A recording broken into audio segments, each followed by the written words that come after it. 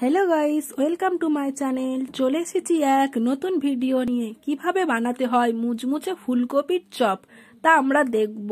প্রথমে কেটে রাখা ফুলকপিগুলিকে 5 মিনিট নুন জলে চুপিয়ে রাখবো। তারপরে এটা সেদ্ধ করে নেব নুন দিয়ে।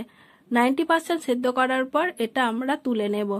তো এটা থেকে আমরা ভালো করে জল ঝরিয়ে নেব। একটু জল থাকলে চলবে না। তো এটা জল ঝরুক, চলো আমরা ডো বানানোটা দেখে নিই।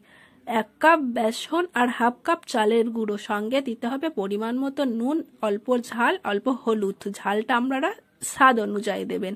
তারপর এইভাবে ডোটা বানিয়ে নেবেন। আমার 1 কপি কাপ জল লেগেছিল ডোটা বানাতে। ডোটা মাঝারি যেন হয়, বেশি পাতলা আর ঘন হলে চলবে না। তারপরে এই ডোতে সেদ্ধ করা ফুলকপিটা চুপিয়ে গরম তেলে ছেড়ে দেব।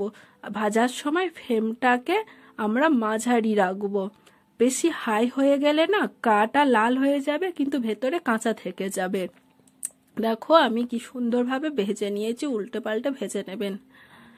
গাটা যখন লাল হয়ে আসবে তখন এটা তুলে নেবেন।